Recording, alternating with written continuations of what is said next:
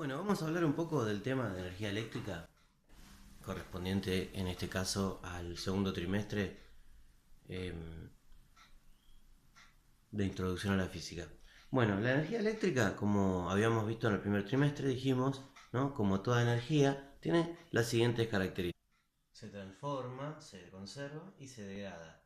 ¿Sí? ¿Por qué digo se transforma? Bueno, se transforma, por ejemplo, de electricidad, ¿no? Valga la redundancia. La electricidad, cuando pasa por los cables en la instalación eléctrica de la casa, se transforma en energía rotacional, ¿sí? En un motor, en un ventilador, en un coinor, lavarropas, lo que fuere, ¿no? También puede transformarse en calor o luz, ¿m? En las estufas, en las lámparas, ¿correcto? Eh, y también se degrada porque no todo es aprovechable, digo. Por ejemplo, para citar un ejemplo, tengo una energía rotacional en un ventilador.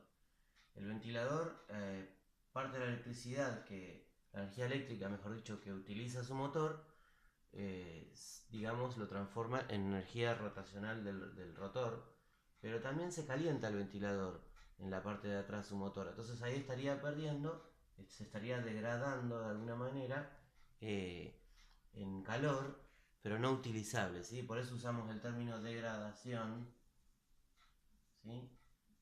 Para citar entonces una energía no utilizable, ¿sí? Por eso se degrada, porque tiene digamos, una calidad inferior.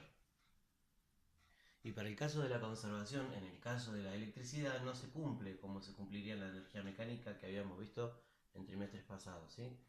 Que la energía mecánica se conservaba por ahí en parte energía potencial, parte energía cinética, en un sistema que nosotros decíamos en un campo conservativo, el cual, lo mismo habíamos dicho el trimestre pasado, que no se conserva del todo, ¿sí? Que en realidad es muy difícil lograr esta forma, digamos, porque siempre la energía se degrada por rozamiento y en forma de fricción y calor, ¿no es cierto? Pero en el caso de la energía eléctrica, conservación se aplicaría si nosotros idealmente decimos tanta cantidad de energía se conserva al transformarse en otra cosa. Ejemplo, viene energía eléctrica a través de un cable conductor, yo enchufo un ventilador y ese ventilador no me pierde nada ni por ruido el motor, ni por calor, recalentamiento, ni nada. O sea que toda esa energía que ingresa energía eléctrica, para decirlo así, ¿sí? Se transforma totalmente en energía, por ejemplo, mecánica rotacional del ventilador, ¿no? Rotacional porque por la rotación, ¿no?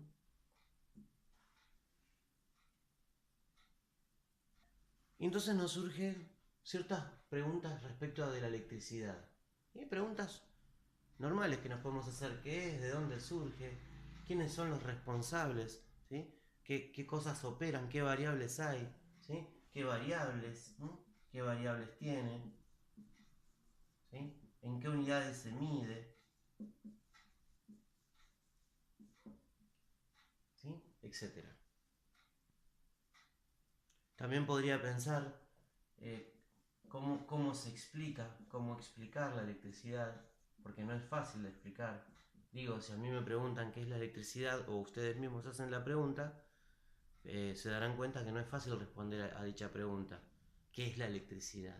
Uno puede decir básicamente la electricidad tiene las siguientes características: patea, efectos lumínicos, hace andar las cosas, pero en realidad lo que uno está nombrando acá son de alguna manera los efectos de la electricidad, ¿sí? Son efectos, ¿sí? Que causa la electricidad. Estamos hablando de cosas que hace la electricidad, pero no estamos hablando de realmente qué es, porque es muy difícil definir. Entonces, para definir la electricidad, tal vez tendremos que empezar a hablar, ¿sí? De los conductores, ¿sí? Ustedes ya lo saben, que para que ocurra la electricidad siempre está asociado a un conductor, que en este caso serían los cables que nosotros vemos que transportan la electricidad. O sea, ustedes intuyen que en alguna manera, si conociendo por ejemplo los circuitos básicos que vimos en años anteriores de los libros, donde con una pila conectábamos un cablecito, un interruptor, ¿sí? Y una lamparita LED o lamparita de las que tenían las linternas de antes. Yo, mientras tenía el interruptor de manera abierta, de alguna manera, en posición de abierto, no había, la lamparita no enciende. En cambio, si cierro el interruptor, la lamparita se enciende. ¿Por qué? Porque evidentemente algo ocurre que circula de alguna manera por todo lo que es el cable, atraviesa la lamparita, ¿no? Y en alguna medida tiene entonces mucho que ver el cable en sí, la tecla que está cerrando, digamos, el puente, está como cerrando el circuito, y la fuente, en este caso de poder, de alimentación, que en este caso vendría a ser la pila. Entonces, retomamos el concepto de conductor, de conductores, ¿no? Que habíamos dicho importante para entender la electricidad. Y pensemos entonces en este circuito que habíamos hecho. Tomemos una fracción de ese pedacito de parte del circuito donde va el cable conductor en sí, ¿sí? Y ampliémoslo, ¿sí? Modélicamente yo lo voy a representar de esta manera, como si fuera, ¿sí?, un caño, ¿sí? Vamos a también sacar la duda. Esto yo lo tomo como un solo cable de cobre, no lo tomo como un enrollado de cobre como se conoce, ¿sí? Lo tomo como un solo cable de cobre, o sea, un solo filamento. De más está decir entonces que entienden de que el cable de cobre está hecho del elemento cobre, ¿no? El elemento cobre, el elemento químico cobre, ¿sí?, tiene, según los modelos atómicos que habíamos visto en años anteriores en las escuelas secundarias, que tiene en la parte de la zona nuclear, ¿no?, cargas positivas, que en el caso del cobre van a ser 29, yo no voy a dibujar los protones, pongo directamente el número, lo cual me obliga a tener 29 electrones eh, en total distribución según los niveles, ¿no?, de acuerdo a este modelo, claramente, ¿no? Pero tenemos, por ejemplo, nivel 1, nivel 2, nivel 3, nivel 4. Ustedes habrán trabajado de que cada nivel carga una determinada cantidad mínima de electrones. En el primer nivel podríamos poner 2, en el segundo nivel 8, en el tercer nivel 18 y en el cuarto nivel 32 electrones como máximo, ¿correcto? De los cuales, en el caso del cobre va a tener 2 electrones, va a poner estos 29 protones, va a poner 2 electrones, y 8 electrones ya tiene 10 electrones, más 18 va a tener 28 electrones para contrarrestar 29 protones. Le faltaría uno, o sea que en esta última, la de 32, no le hace falta llegarlo a completar completamente, con uno alcanza. Pero lo importante de todo este cuento es que el átomo de cobre tiene, alejado de alguna manera de su núcleo, porque tiene la distribución de los demás electrones, vaya a uno a saber bien cómo se orientan, ¿no? Mejor dicho, hay teorías mucho más potentes que que el modelo atómico de Bohr, pero es el que nos alcanza para entenderlo bien a esto, ¿no? Y ese electrón se encuentra alejado de la zona nuclear, ¿sí? Y eso hace que, como el electrón se mantiene unido por carga diferente, dijimos que cargas diferentes se atraen, ¿sí?, y cargas iguales, negativo con negativo, se repelen, o positivo con positivo, ¿sí?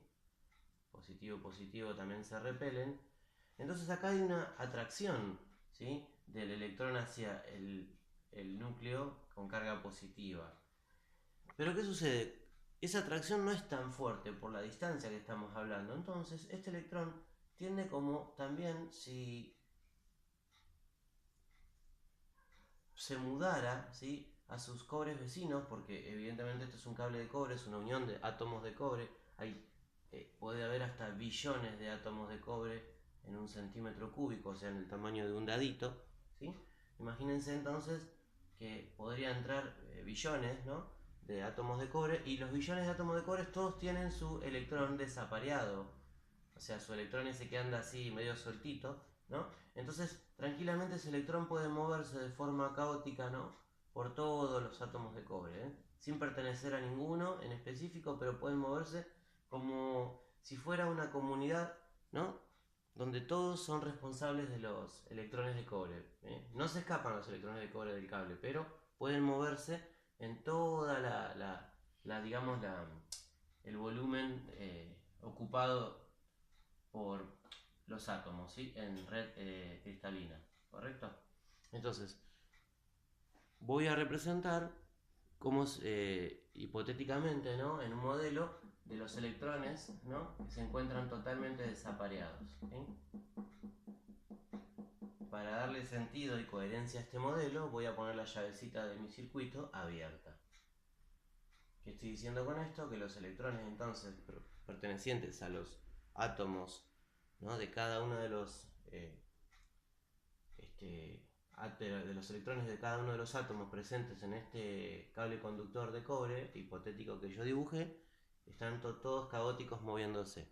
Cuando yo conecto el interruptor, automáticamente los electrones se alinean, ¿sí? Responden a un alineamiento, se ordenan de alguna manera, pierden ese caos, ¿sí? Y se ordenan en un sentido. Y ese sentido yo lo voy a colocar de acuerdo a cómo yo coloqué, por ejemplo, la pila. La pila tiene polo positivo y negativo, ¿no es cierto? O sea que por este cable va a llegar el polo positivo, el polo negativo. Entonces eso va a crear un campo de alguna manera, o va a crear una tendencia de cargas dentro del conductor. Si yo lo respeto lo que dibujé acá, ¿sí? En esta parte, fíjense, del conductor va a estar la parte positiva y en esta parte va a estar la parte negativa, ¿sí? Perdón, podría invertirlo para que tenga más sentido, ¿sí? Pongo el positivo acá arriba, el negativo acá arriba, esto me daría el negativo acá y positivo acá. Ahora sí queda bien, ¿sí? Entonces, ¿qué significa esto? Que las cargas electrónicas se sienten atraídas, porque recuerden que habíamos dicho que cargas iguales se atraen.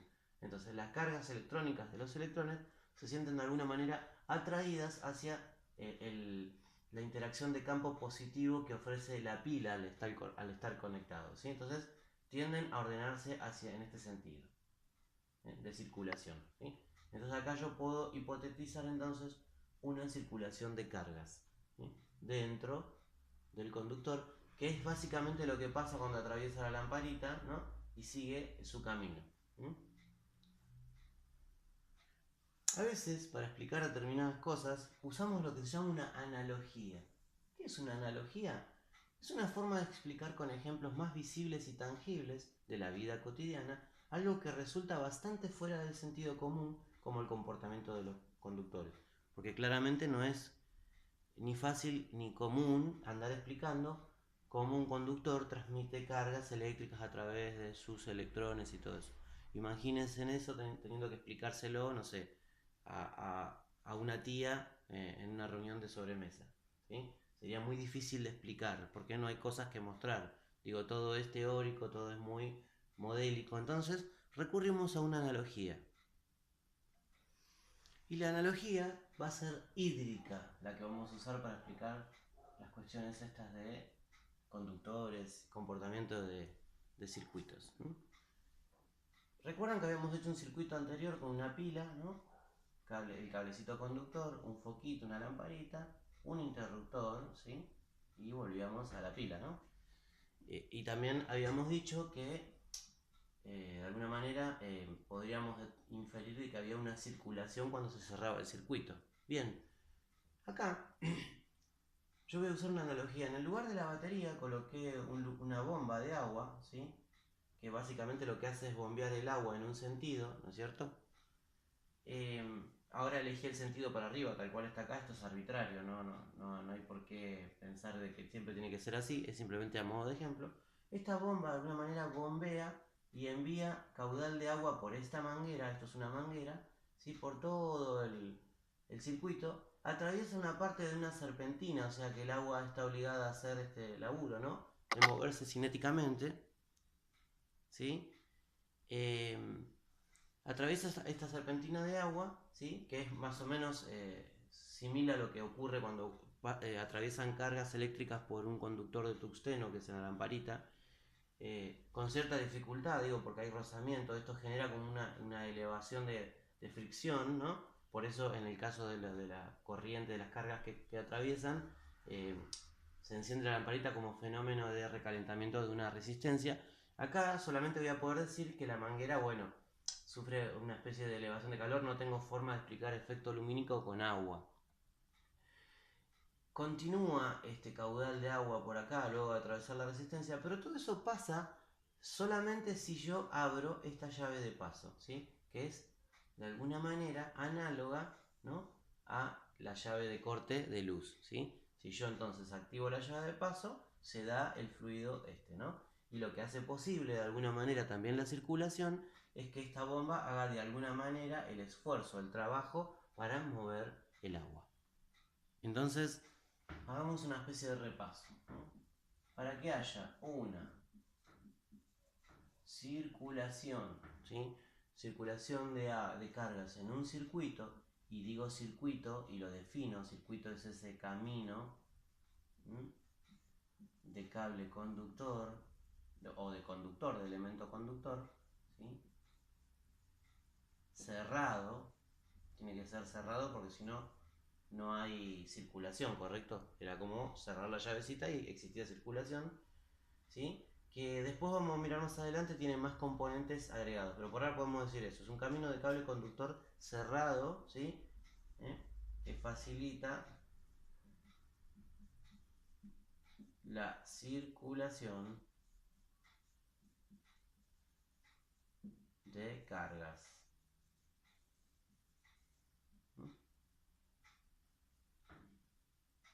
Continuamos entonces con el repaso de circulación de cargas en un circuito, dijimos, ¿no?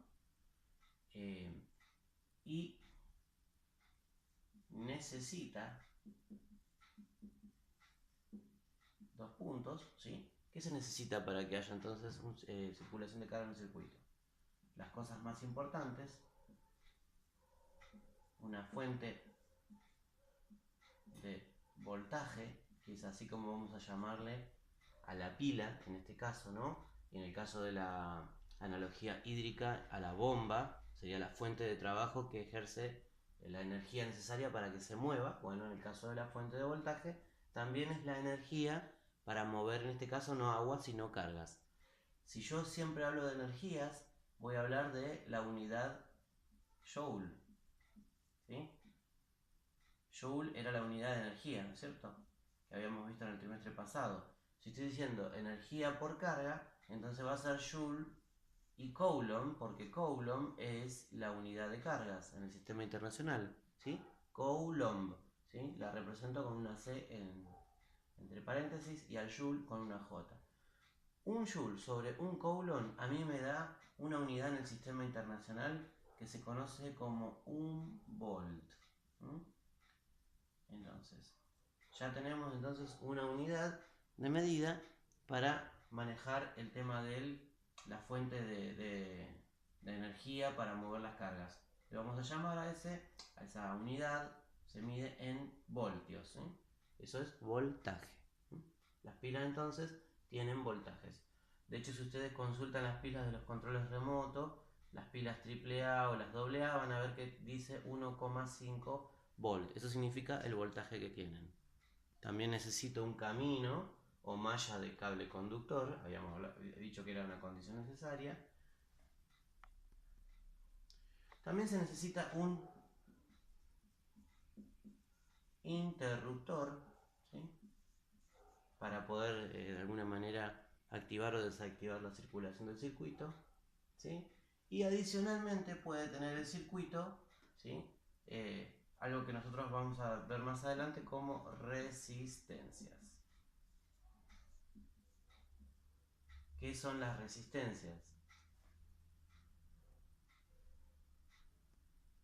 Recordarán la analogía de agua por mangueras que habíamos usado para explicar el tema de circulación en un conductor. Bueno, recuerdan que modélicamente habíamos hecho como una manguera al conductor, ¿sí?, donde circulaban las cargas, ¿correcto? Bueno, simil, o sea, analógicamente circulaba el caudal de agua, ¿no?, en una manguera. Bueno, la cantidad de cargas que van a circular por la manguera depende también en alguna medida del grosor, básicamente del diámetro de este conductor.